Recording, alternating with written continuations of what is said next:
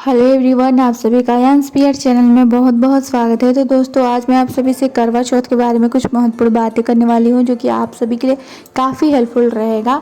तो फ्रेंड्स, इस साल यानी कि 2022 में हिंदू पंचांग के अनुसार करवा चौथ का व्रत कार्तिक मास के कृष्ण पक्ष की चतुर्थी को रखा जाएगा। और इस साल कार्तिक कृष्ण चतुर्थी 13 अक्टूबर को रात 1:59 पे प्रारंभ हो रही है और 14 अक्टूबर को देर रात 3:08 पर समाप्त हो रही है। तो उदया तिथि के कारण जो ये करवा चौथ का व्रत है वो 13 अक्टूबर को ही रखा जाएगा। और इसका जो शुभ मुहूर्त है वो भी मैं आपको बता देती हूँ। तो देखिए दोस्तों, इस साल करवा चौथ के पूजा के लिए शुभ मुहूर्त बहुत सारे हैं।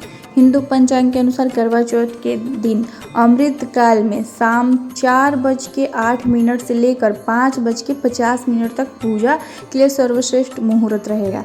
इस तरह आपको अगर पूजा के लिए कुल मतलब 1 घंटा 42 मिनट का समय मिल जाएगा तो आप पूजा कर सकते हैं। इसके अलावा अगर आप सुबह 11:44 से लेकर 12:30 तक भी अभिजीत मुहूर्त में पूजा करना चाहते हैं तो आप कर सकते हैं। इस साल करवा चौथ पे जो चंद्रोदय है मतलब चंद्रमा के निकलने का समय जो है वह है 8:09 पर।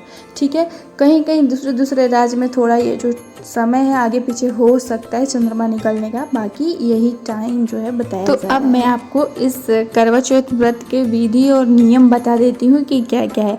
तो सबसे पहले मैं बता दूँ आप सभी को कि जो लोग इस व्रत को पहले भी कर चुकी हैं वो तो करेंगी ही करेंगी, लेकिन जिनकी नई शादी हुई है नई शादी हुई है जो इस व्रत को पहली बार उठा रही हैं वो लोग इस साल इस व्रत को कर सकते हैं, क्योंकि इस साल लावन वगैरह नहीं लगा है जिसको माला मास कहते हैं, माला मास भी नहीं लगा है, ये सब कुछ नहीं लगा है। तो आप इस साल इस व्रत को अच्छे से उठा सकते हैं, आप लोग कर लीजिएगा। जिनको भी करवा चौथ व्रत करना होगा, करने का इच्छा होगा वो लोग कर सकते हैं। बाकी देखिए, कुंवारी लड़कियां भी करती हैं कहीं कहीं मनचाहा वर पाने के लिए, घर परिवार पाने के लिए, तो वो लोग भी कर सकती हैं, लेकिन शादीशुदा को ही ये व्रत करना चाहिए। कुंवारी लड़कियां मन में इच्छा रखी हैं तो वो अलग बात है, लेकिन कुंवारी लड़कियों को नहीं ही करना चाहिए। ये सुहागिनों के लिए व्रत बना हुआ है, लेकिन बहुत लोग आजकल जैसे शादी तय हुआ तो ये लोग कर लेती हैं, लेकिन नहीं करना चाहिए। ठीक है, तो जो लोग सुहागिन हैं वो लोग इस दिन व्रत कर लीजिएगा। बाकी अब मैं आपको बता दूं कि इस व्रत में पहनना क्या है। तो देखिए, होता ऐसा है कि इस व्रत में बहुत सी महिलाएं अपने शादी का जोड़ा पहनती हैं। तो शादी का जोड़ा पहनना बहुत ही शुभ होता है, पहन सकती हैं आप अपना, बशर्ते आपका जो जोड़ा है वो जूठा नहीं होना चाहिए, जैसे उसे पहनकर आपने कभी खाया पिया ना हो। ठीक है, तो धुला हुआ वस्त्र इस्तेमाल में लाइएगा। अपना जो जोड़ा है उसको आप पहले से ही ड्राई क्लीनिंग के लिए दे दीजिएगा तो उसका आप इस्तेमाल करिएगा। और थोड़ा गंगा जल से अगर आपने पहले से ही शुद्ध करा के रखा हुआ है तो भी उसको आप पहनने के दिन थोड़ा गंगा जल से छिड़क के शुद्ध कर लीजिएगा, तभी आप वो धारण करिएगा।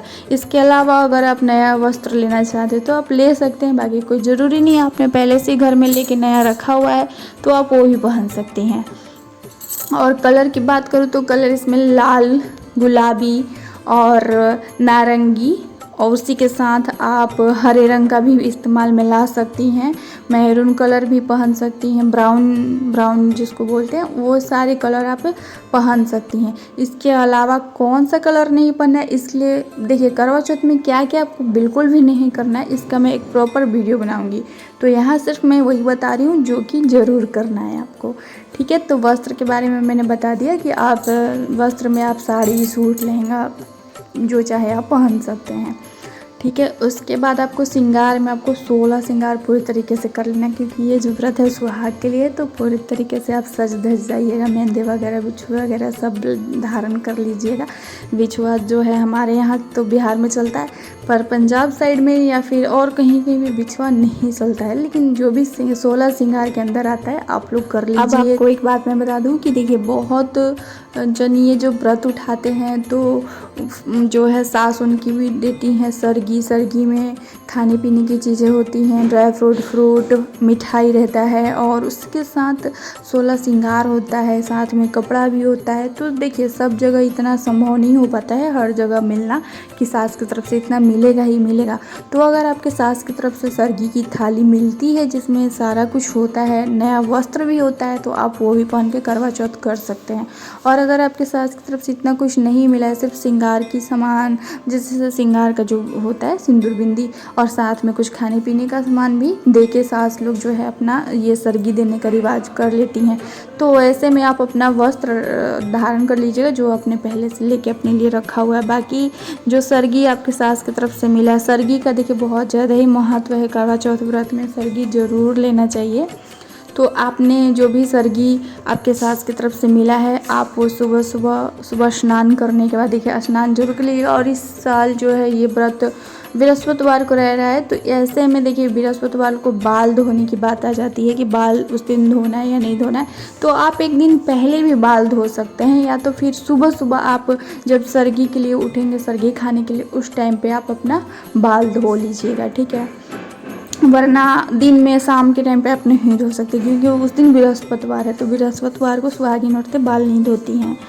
तो आप एक दिन पहले धो लीजिएगा, या फिर आप सरगी के लिए उठिएगा सुबह में तो उस टाइम पे। और देखिए जिनकी सास ने सरगी नहीं भेजा है, या फिर मतलब दूर हैं, जो भी हो, अगर नहीं उन तक सरगी पहुंचा तो वो अपना सरगी खुद से भी तैयार कर सकती हैं। फ्रूट, ड्राई फ्रूट, मिठाई वगैरह कुछ, पूड़ी, मीठी मठरी होती है, सेवइयाँ होता है, ये सब ज़रूर रखना चाहिए सरगी में। तो आप ये सब खुद से भी इसका जो है अरेंजमेंट कर लीजिएगा, पहले से ही करके रखिएगा। अब जिनकी सास है तो भाई रेडी करके देंगी, अब जिनकी सास दूर है या नहीं है तो उनको तो खुद से ये सब करना पड़ेगा, क्योंकि सरगी का रिवाज है तो ये ज़रूर किया जाता है। सरगी करके ही ये व्रत उठाया जाता है। तो आप लोग कर लीजिएगा। बाल धोने का भी मैंने बता दिया कि किनको धोना है, किनको नहीं धोना है। और देखिए जिनका पीरियड चल रहा होगा इस टाइम पे, जैसे किसी के पीरियड का 4 दिन, 3 दिन या फिर 7 दिन, 8 दिन, जितना भी मतलब हुआ हो, तो वो लोग भी बाल इस दिन धो सकती हैं। बृहस्पतिवार को बाल धोना छुट्टी रहता है पीरियड में, और प्रेगनेंसी मतलब बच्चा होने के बाद भी बाल धोने का छुट्टी रहता है। ऐसे बाकी आप टाइम पे नहीं धो सकती हैं बृहस्पतिवार को, लेकिन ऐसे 2 समय में धोया जा सकता है, ठीक है। तो आपका पहले से पीरियड है तो आप बाल उस दिन सुबह सुबह ज़रूर धो लीजिएगा। और पीरियड का देखिए आपका 3रा दिन पार कर जाए, चौथे में आप हो तभी पूजा करने की सोचिएगा, क्योंकि 2 दिन 3 दिन हुआ रहता है तो पूजा नहीं करना चाहिए, बल्कि दूसरे से पूजा आप करवा लीजिएगा। ऐसे में अगर आप पीरियड में हो, सिर्फ 2 ही 3 दिन हुआ है तो आप दूसरे से पूजा करवा लीजिएगा, खुद करने की गलती मत करिएगा, ठीक है। तो आप लोग ये कर लीजिएगा। उसके बाद जो व्रत है वो सरगी जो लेने का समय है वो मैं आपको बता दूं कि 3 बजे से लेकर 4:30 बजे के पहले आप सरगी लीजिएगा। 4:30 बजे के बाद देखिए जैसे ही 5 बजता है ना, कहीं कहीं पे हल्का हल्का सूरज भगवान का लालिमा नज़र आने लगता है। तो आप लोग हो सके तो 4:30 बजे से पहले ही सरगी वगैरह ले लीजिएगा। सरगी लेने से पहले आपको मैंने बताया कि नहा लीजिएगा। नहा के थोड़ा अपना घर के मंदिर में संकल्प ले लीजिएगा भगवान का नॉर्मली जैसे पूजा पाठ सुबह में किया जाता है वैसे करके आप, या तो फिर देखिए अगर पूजा पाठ आप इतना नहीं करना चाहते तो कोई बात नहीं, आप नहा के हाथ जोड़ के संकल्प ले लीजिएगा भगवान को याद करके। उसके बाद आप अपना सरगी लीजिएगा। और सरगी में देखिए क्या होता है कि किसी किसी को प्रॉब्लम हो जाती है, पानी की कमी वगैरह हो जाता है, तो मैं आपको बताती हूँ बहुत ही अच्छा उपाय। आप डाब ले लीजिएगा। डाब अगर आप ले लेते, एक डाब भी आप पी लेते हैं नारियल पानी, तो आपको दिन भर किसी चीज़ की प्रॉब्लम, ना ही सर दर्द की प्रॉब्लम, ना ही आपको वो पानी की कमी की वजह से जो प्रॉब्लम होती है औरतों को, वो कोई प्रॉब्लम आपको नहीं होगा, गैस वैस का कोई प्रॉब्लम नहीं होगा। तो आप डाब ज़रूर अपने सरगी में शामिल कर लीजिएगा, नारियल पानी, ठीक है। ये बहुत दिन भर आपको तरोताज़ा रखने वाला है। अगर हो सके तो आप 2 भी पी लीजिएगा, बल्कि और कोई चीज़ आप थोड़ा कम लीजिएगा, लेकिन ये ज़रूर ले लीजिएगा। उसके बाद आप दिन भर देखिए उपवास रखिएगा। उपवास में आप सो भी सकते हैं, ऐसा कुछ नहीं है। दिन भर टाइम पास नहीं हुआ तो बहुत लोग मेहंदी लगाती हैं उस दिन, बहुत लोग सो के अपना टाइम जो है दिन भर का बिता लेती हैं। तो आप जो भी अपना दिन भर जैसे भी टाइम पास करिएगा, उसके बाद आप शाम में उठ के अच्छे से नहा धोवा लीजिएगा। आप दातुन कर लीजिएगा, ठीक है, ब्रश मत करिएगा, आप दातुन कर लीजिएगा। दातुन करके आप नहा धोवा लीजिएगा। उसके बाद आप पूजा की तैयारी करिएगा। और पूजा की जो विधि है, सामग्री है, वो मेरे चैनल पर पहले से भी अपलोड है और इस साल भी मैं देख रही हूँ। अगर फुर्सत मिला तो मैं ज़रूर डाल दूँगी, तो आप लोग देख लेना, ठीक है। बाकी आप पिछले साल की देख सकते हैं, सामग्री और पूजा की विधि दोनों हैं। तो आप उस तरीके से पूजा पाठ कर लीजिएगा, ठीक है। पहले आप करवा माता की पूजा करिएगा, अच्छे से आप सज धज जाइएगा, 16 श्रृंगार कर लीजिएगा। उसके बाद आप पूजा का मुहूर्त जैसे ही हो जाएगा आप पूजा करने बैठिएगा। तो आप पूजा करने देखिए बैठिएगा तो पूजा की विधि तो मैंने बता ही दिया कि जो है वो देख लीजिएगा, उस तरीके से पूजा कर लीजिएगा। पूजा कर लेने के बाद कथा वगैरह ये सब सुन लेने के बाद फिर हम चंद्रमा का इंतज़ार करते हैं, चाँद निकलने का। तो जैसे ही चाँद निकलेगा आपको चाँद की पूजा करनी है, अर्घ वगैरह देना है। उसके बाद फिर पति अगर आपके हैं आपके पास तो पति की आरती उतारनी है, पति को चलनी से देखना है, उनकी पूजा करनी है। उसके बाद अगर पति आपके नहीं है तो आप देखिए वीडियो कॉल से भी देख सकते हैं चाँद को देखने के बाद पति को। अगर वीडियो कॉल पे नहीं अगर आपके हस्बैंड आ पाए तो कोई बात नहीं है, फ़ोटो देख लीजिएगा और आप अपना जो है व्रत इस तरीके से पूरा कर लीजिएगा। और देखिए उसके बाद आप अगर हस्बैंड है तो उनके हाथों से आप पानी पीकर अपना उपवास जो है पूरा कर सकती हैं। और अगर नहीं है तो उनको याद करके आप उनको मन में मतलब वो करके याद करके आप उनके नाम से पी लीजिएगा पानी।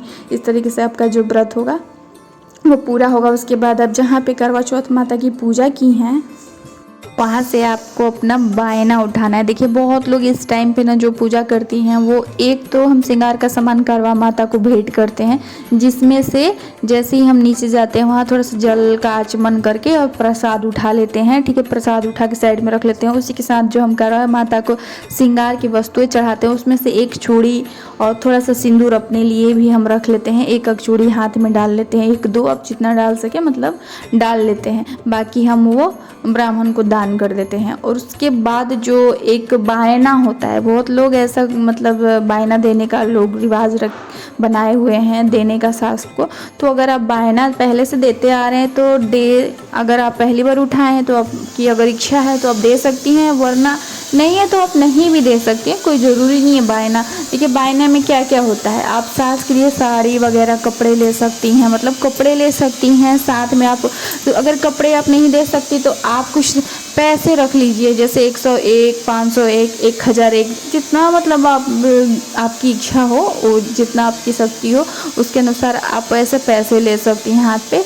और उसके साथ 2 हम करवा रखते हैं, एक में तो हम जल भरते हैं जिससे हम चंद्रमा को अर्घ दे देते हैं। दूसरा एक करवा होता है जिसमें हम कुछ मीठा भरते हैं या फिर अनाज भरते हैं, जैसे गेहूँ मतलब गेहूँ वगैरह भरा जाता है। तो वो जो करवा होता है ना उसके ऊपर मिठाई, अंदर में तो गेहूँ रहता है उसके ऊपर मिठाई हम भरते हैं। ठीक है, तो वो जो करवा होता है वहाँ से उठाने के बाद प्रसाद वगैरह जब हम उठा लेते हैं, श्रृंगार की वस्तु उठा लेते हैं, उसके बाद हम वो करवा उठाते हैं और वो करवा उठा के हम अपने सासू माँ के पास जाते हैं। और वो जो उसमें अनाज होता है या फिर मिठाई अपने जो भी उसमें भरा हुआ है उसके ढक्कन पे आपने जो भी रखा हुआ है वो सारा सास का होता है। तो वो हम सास के आंचल में डाल देते हैं और मतलब बायना वही हो जाता है। ठीक है, वही सारा मिठाई अनाज आप सासू माँ को अपने दे दीजिएगा, उनके आंचल में दीजिएगा। ठीक है, आंचल में दिया जाता है, आंचल के कोट पर, तो आंचल में दे दीजिएगा वो अनाज या मिठाई। और जो भी आप अगर अपने साड़ी वाड़ी लिया है तो वो सब अपने सासू माँ को आप दे दीजिएगा। और दे के जैसे श्रृंगार दान करते हैं ना, तो किसी सुहागन को, तो सास अगर सुहागन है तो उनको आप दे दीजिएगा ये सारा कुछ और दे के प्रणाम कर लीजिएगा, सासू माँ से आशीर्वाद ले लीजिएगा। उसके बाद फिर आपने जो वहाँ से प्रसाद उठाया है थोड़ा सा प्रसाद आप खा लीजिएगा। उसके बाद आप देखिए प्रसाद खा के और फिर आपने जो भी खाना, बहुत तरह के पकवान तरह तरह के बनते हैं, तो आप पकवान खा के अपना जो है ये व्रत अपना अच्छे से पूरा करिएगा। और अगर बहुत लोग देखिए ऐसा करते हैं ना कि सिर्फ मीठा खा के रह जाते हैं, ये सारा विधि कर लेने के बाद सिर्फ मीठा खा के रह जाते हैं, अनाज वगैरह नहीं खाते हैं, सिर्फ मीठा जैसे प्रसाद फल और मिठाई वगैरह खा के रह जाते हैं। तो आप जैसे करते हैं वैसे कर लीजिएगा। हम तो यहाँ खाना खा लेते हैं तो हम लोग खा लेते हैं, तो हम लोग वैसे ही करते हैं। लेकिन बहुत लोगों का मैंने सुना है कि उस दिन वो लोग अनाज नहीं खाते हैं, अगले दिन सुबह नहा धोवा के फिर से पूजा नॉर्मली जैसे थोड़ा सा पूजा किया जाता है वैसे पूजा करने के बाद खाते हैं। तो अगर आप खाना खाना चाहते हो तो वो भी आप खा सकते हो। और खाने में देखिए इस्तेमाल में लहसुन प्याज और ये सारी जो चीज़ें होती हैं इसका कोई वो नहीं रह जाता है, ये सारा कुछ आप ऐड कर सकते हैं, लहसुन प्याज। ठीक है, सब कुछ आप अगर लहसुन प्याज खाना पसंद करते हो तो आप डाल के भी बना सकते हैं, अगर आपकी इच्छा नहीं है तो नहीं भी डाल सकते हैं, बाकी इसमें कोई मना ही नहीं है। तो आप अपना पकवान वगैरह खा पी सकते हैं।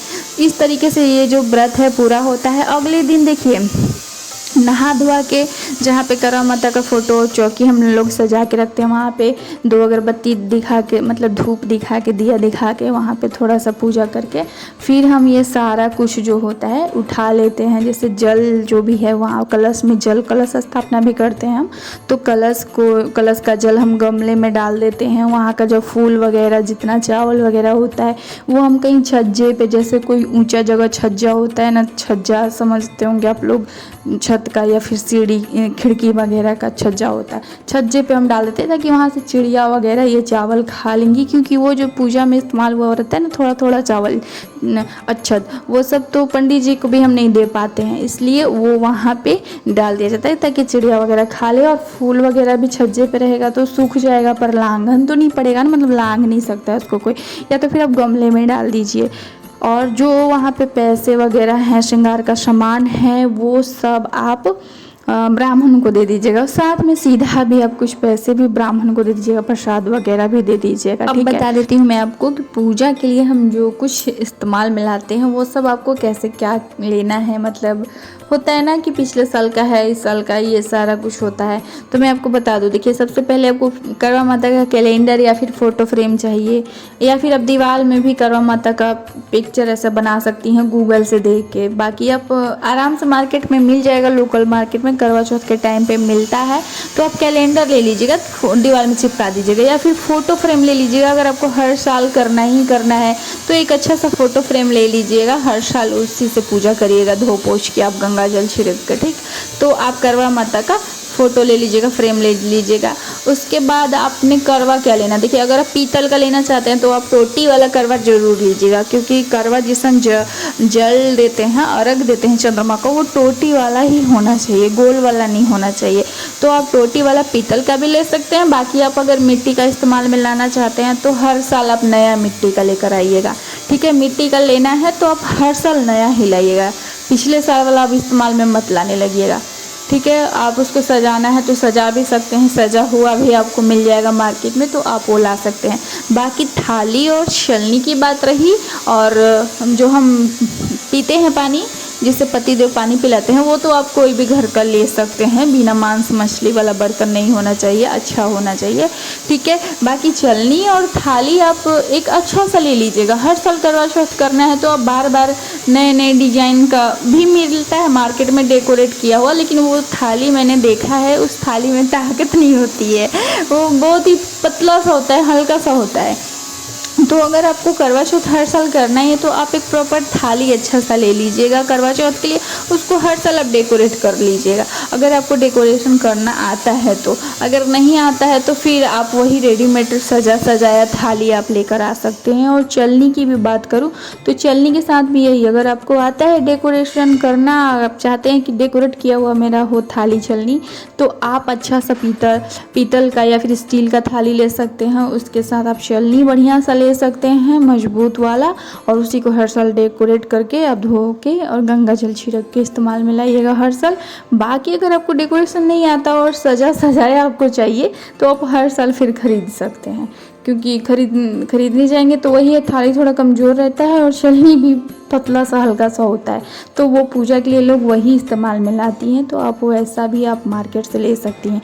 और पहले का अगर आपके पास है तो ध्यान दीजिएगा कि वो कहीं से टूटा ना हो, जैसे चलनी कहीं से टूटा ना हो। अगर फ़ोटो फ्रेम है करवा माता का तो वो भी आप देख लीजिएगा कि कहीं से फटा छीटा तो नहीं ना है, वो सब सही होना चाहिए, टूटा फूटा खंडित नहीं होना चाहिए। चलनी भी आपका टूटा हुआ नहीं होना चाहिए, और साथ में आपका फ़ोटो फ्रेम माता करवा का टूटा फूटा नहीं होना चाहिए। करवा अगर आपका पीतल का है तो पीतल तो जल्दी नहीं टूटता फूटता है और ख़राब नहीं होता है, तो वो तो बस आप धो पोंछ के साफ़ कर लीजिएगा।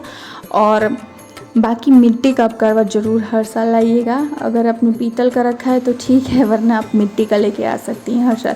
और करवा पूजा होने के बाद फिर आप उसमें फ्लावर वगैरह लगा दीजिए, डेकोरेशन के लिए आप यूज में ला सकती हैं करवा जो पिछले साल का होता है, ठीक है, उसमें आप फूल वगैरह भी लगा सकती हैं। तो आप इस तरीके से मिट्टी का करवा का इस्तेमाल कर सकती हैं। जो चलनी है पूजा के लिए वो भी आप चांद देखने के लिए जो चलनी लेते हैं वो भी आप डेकोरेशन के लिए यूज कर सकती हैं, आप चाहें तो, जो आपने सिंपल सा लिया, अगर आपने अच्छा सा लिया है मजबूत वाला तो आपका हर साल यूज में लाना है, तो आप उसको पूजा करने के बाद फिर से बॉक्स में डाल दीजिएगा या फिर कहीं उसको रख दीजिएगा, ठीक है।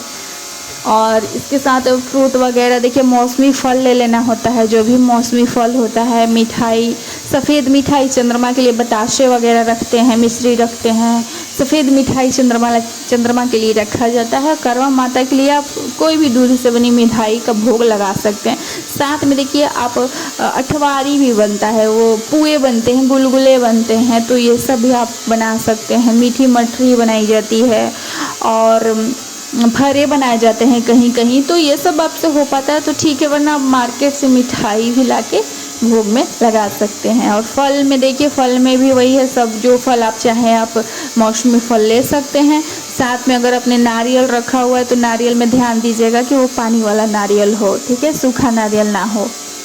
तो ये सारी जानकारी थी जो मैं आप सभी के साथ इस वीडियो में शेयर कर रही हूँ। बाकी मुझे अगर इसमें कोई छूट गया होगा तो मैं नेक्स्ट वीडियो में ज़रूर बता दूंगी आप सभी को। और नेक्स्ट वीडियो जो मैं बनाऊंगी उसमें यही बताने वाली हूँ कि क्या आपको बिल्कुल भी नहीं करना है, ठीक है, कौन सी गलती आपको बिल्कुल भी करवा चौथ में नहीं करना है। तो चलिए, ये वीडियो आप सभी के लिए हेल्पफुल रही तो वीडियो को लाइक कर दीजिएगा, शेयर कर दीजिएगा, और मेरे चैनल को सब्सक्राइब नहीं किया तो सब्सक्राइब भी कर लीजिएगा। और ये मेरी वीडियो देखने के लिए थैंक यू सो मच।